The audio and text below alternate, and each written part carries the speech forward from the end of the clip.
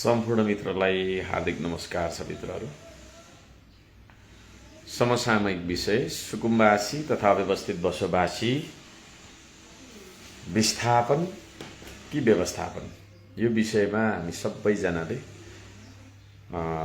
बोल्नुपर्ने बेला आएको छ। यहाँहरू सबैजनालाई म साँचो र सही कुरा के हो भन्ने बारेमा बुझाउने कोसिस गर्नेछु। हिजो म थापाथली, मनोहरा लगायतका ठाउँहरूमा स्थलगत अवलोकनमा गएँ।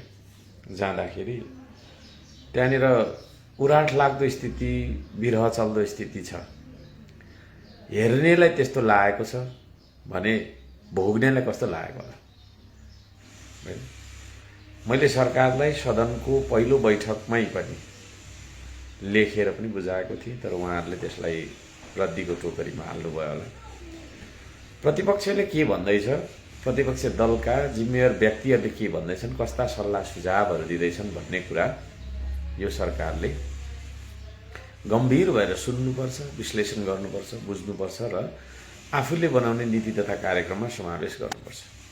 त्यो मान्यता त्यसरी जानुपर्छ देश। तर त्यो नभएर के हो त भन्दाखेरि हामीले भनेको कुरा एकातिर हुँदै गर्छ, हामी अर्कोतिर जाँदै गर्छौँ भन्ने हिसाबले अहिले बालनजीले सरकार चलाइराख्नु भएको छ, जसको नतिजा राम्रो देखिएको छैन। त्यसरी चाहिँ नि तपाईँको भत्किएका घरहरूमा मान्छेका सपनाहरू भत्किएका देखेँ मैले। त्यहाँ मान्छेको बाँच्न पाउने अधिकार, आधारभूत बासको अधिकारहरू हनन भएको देखेँ मैले। त्यहाँ होला ती बस्तीहरूमा तपाईँको चाहिँ नि सुकुम्बासी मात्रै थिएनन्, त्यहाँनिर हुकुमबासीहरू पनि थिए होलान्।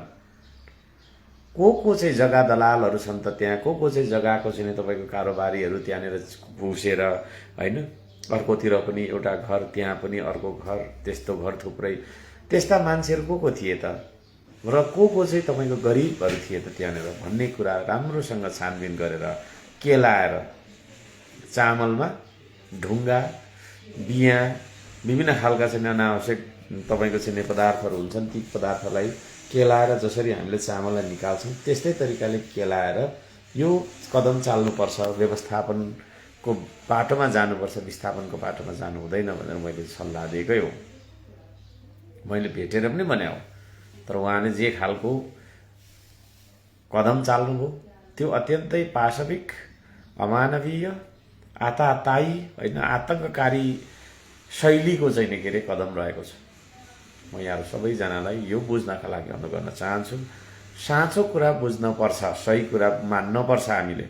तर हामी कस्ता छौँ भन्दाखेरि मेरो दलको मान्छेले जे गर्दाखेरि पनि सही छ होइन, मेरो दलले गरेको हो, मेरो पार्टीले गरेको हो, मैले भोट हालेको मान्छे मार्दाखेरि पनि ताली बजाउनुपर्छ होइन, अनेक परेको नराम्रो वितण्डा मचाउँदाखेरि पनि ताली बजाउनुपर्छ भन्ने खालको एउटा कुचेतना यदि हामीमा छ भने त्यसले चाहिँ काम गर्दैन भनेर पनि म भन्न चाहन्छु। र त्यसरी चाहिँ नै होल्डिङ सेन्टरहरूमा पनि गइयो, जाँदाखेरि त्यहाँ पनि पर्याप्त ठाउँहरू छैन। एउटा सानो तपाईँको टेन्टमा राखेका छन्। त्यहाँ बसेका मान्छेहरू अब होल्डिङ सेन्टर भनिएको छ, त्यो होल्डिङ सेन्टरमा राखिएका मान्छेहरू है का केटाकेटीहरू स्कुल जान पाएका छैनन्। त्यहाँनिर मान्छेहरू विराम भइराखेको अवस्थाहरू पनि हुनसक्छ। त्यहाँनिर मान्छेहरू चाहिँ तपाईँको खाना नपाएर बसिरहेको अवस्था पनि हुनसक्छ। धेरै मान्छेहरू, हजारौँको सङ्ख्यामा मान्छेहरू नाम टिपाइरहेको मैले देखेँ 10 बजे खसाला। यो गर्नु चाहिँ घर भत्काउनु पूर्व गर्नु पर्थ्यो सरकारले, तर त्यो पूर्व नगरेर तपाईँको चाहिँ त्यस पछाडि गर्नुको कारणले गर्दाखेरि यो समस्या आएको छ। यहाँहरू सबैजनाले सङ्गठित बन्नका लागि र यो सरकारले चालिराखेको यो खालको कदमको विरुद्धमा होइन आवाज उठाउनका लागि, एकत्रित भएर आवाज उठाउनका लागि म आह्वान गर्दछु सबैजनालाई। देशभरको ऐलानीमा को बस्दैछ भनेर लगत उठाउन लाउने होइन, अनि एक खालको फरमान होइन जारी गर्ने, एक खालको उर्दी जारी गर्ने, यस्तो गर्नुपर्छ उस्तो गर्नुपर्छ भनेर त्यस्ता खालका मान्छेहरूले गर्दाखेरि चाहिँ के भयो त भन्दाखेरि देशभर होइन सुकुम्बासीहरूलाई चाहिँ उठाउने भन्ने खालको योजना जुन सरकारले बुनेको छ यो सरासर गलत छ। त्यसो गर्न पाइँदैन, त्यसो गर्न दिइँदैन। म सबैजनालाई त्यो भन्न चाहन्छु। यो धरतीमा आइसकेपछि यो धरतीमा टेक्ने अधिकार सबै प्राणीको हुन्छ। मान्छे त्यस्तो एउटा सामाजिक प्राणी हो जसको सामाजिक प्रतिष्ठा सहीसँग घर पनि जोडिन्छ। आज ती तपाईँका छैन के अरे सुकुम्बासी बस्तीमा बिजोग भएर बस्ने मान्छेहरू, उनीहरूको मनमा के लागिरहेको होला?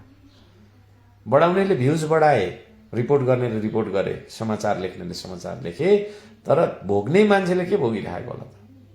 हिजो गएको जानकारी पनि राम्रो दिएन होइन, उठाउन पनि हाम्रो चाहिँ सामान उठाएर जानु पनि राम्रो दिएन। सिटी बजाएर निस्की भनेर चाहिँ डोजर लिएर गरिहाल्यो। हाम्रो सामानहरू त्यहीँ पुरिएको छ भने त्यो सामानहरू खोतल्दै थिए, त्यो तपाईँको चाहिँ भत्केका पर्खालहरू भत्केको त्यो इँटाको तपाईँको चाहिँ त्यो हुन्छ नि होइन थुप्राहरूमा, त्यसरी चाहिँ तपाईँको सामान खोजिरहेको थियो। कतिले होइन मेरो पैसा त्यहाँनिर पुरिएको छ, यति थियो, केही थोरै मैले कमाएर ल्याएको थिएँ, कतिले यति यस्तो भएको थियो भन्ने हिसाबले चाहिँ उहाँहरूले गुनासो गरिरहेको देखेको थिएँ। त्यति साह्रो अमानवीय तरिकाले होइन स्टेप चालिहाल्नुपर्ने, हजारौँको सङ्ख्यामा प्रहरी परिचालन गरेर होइन त्यसो गरिहाल्नुपर्ने आवश्यकता के थियो सरकारलाई? प्रश्न गर्न चाहन्छु।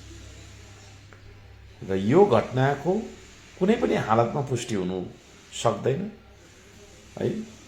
आफ्नो प्रपर्टी भत्किरहँदाखेरि सहन नसकेर मान्छे उफ्रेर नदीमा हाम फालेर मर्यो अरे भन्ने कुराहरू सुनिरहँदाखेरि ताली बजाउने होइन, चुपचाप घन्टी छाप भन्ने साथीहरूलाई म भन्न चाहन्छु, तपाईँको मनभित्र मान्छे छ कि छैन?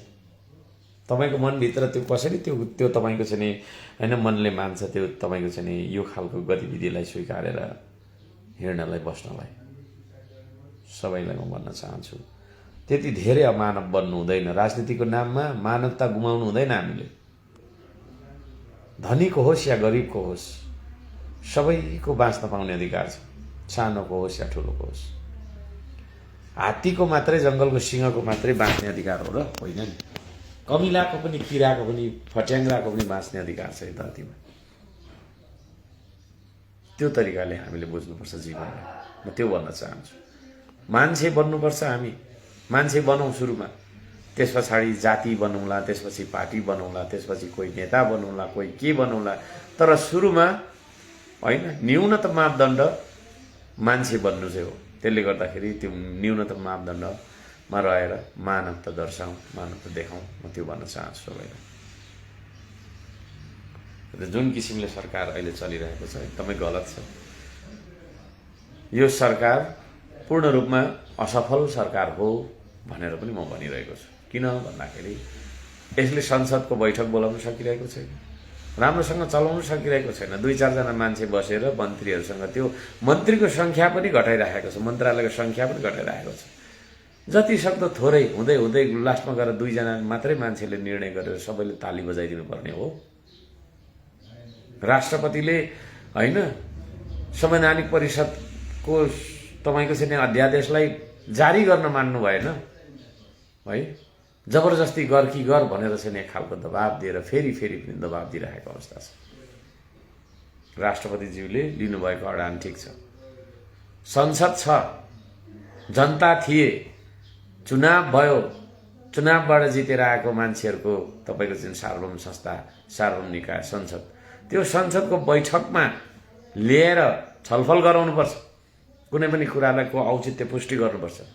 त्यहाँ हामी 10 जना छौँ, यिनीहरू 2 जना मात्रै छ, 10 जनाले जे भन्यो त्यही लागू हुन्छ भन्ने हिसाबले पनि चल्दैन देश होइन। ल्याउन खोजेको कुराहरू के हो, लिन खोजेको ऋणहरू किन लिन खोजे हो, यी कुराहरूलाई बुझाउनुपर्छ संसदमा, हरेक कोहीलाई बुझाउनुपर्छ। त्यहाँ तपाईँको चाहिँ सङ्ख्या बलले पेलेर जानु मिल्दैन। त्यसरी छलफल गरेर अगाडि बढ्नुपर्छ।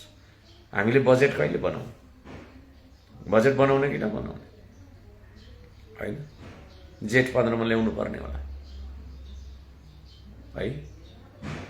कहिले बजेट ल्याउने, कसले बनाउँदैछ त्यो बजेट, त्यसमा खोइ हाम्रो सहभागिता, खोइ हाम्रो चाहिँ नि तपाईँको चाहिँ योजनाको प्रतिबिम्ब त्यहाँ यसरी चलिरहेको अवस्था छ। त्यसले गर्दाखेरि होइन अपारदर्शी, सुशासन कायम नसक्ने, आताताई होइन, जनतालाई दुःख दिने, रुवाउने, डर धम्की देखाउने, डोजर, प्रहरीको बुट, प्रहरीको लट्ठी र बन्दुक मात्रै देखाएर देश चलाउँछु भन्ने हिसाबले जुन हिसाबले गएको छ यो सरकार पूर्ण रूपमा असफल छ।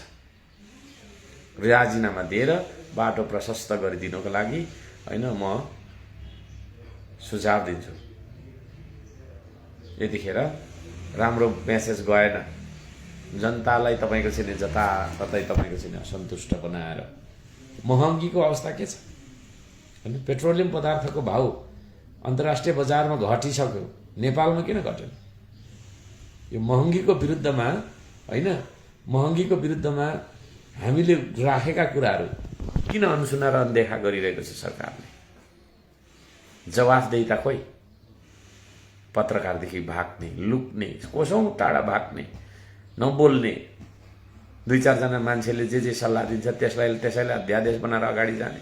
यस्तो हिसाबले देश चल्दैन, यस्तो हिसाबले देश चल्दैन।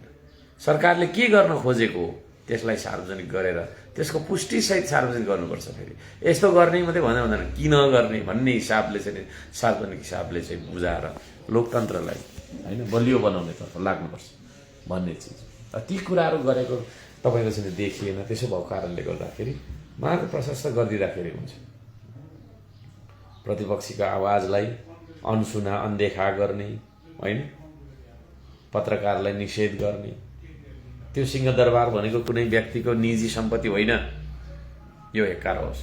त्यो कुर्सी पनि कसैको निजी सम्पत्ति र निजी तपाईँको चाहिँ वीरता कसैको होइन, त्यो हेक्कार होस्। जनता भन्दा ठुलो कोही पनि हुँदैन। आज जनताको बास उठाएर सारा जनतालाई दुःख दिएर होइन जुन किसिमले सरकारले चाहिँ लट्ठी र बन्दुकको भरमा शासन गर्छु भनेर भनेको छ, यो सरासर गलत छ।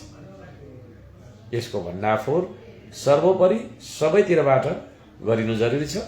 यहाँहरू सबैजनालाई न्यायको यो आवाजसँग जोडिनको लागि म अनुरोध गर्न चाहन्छु।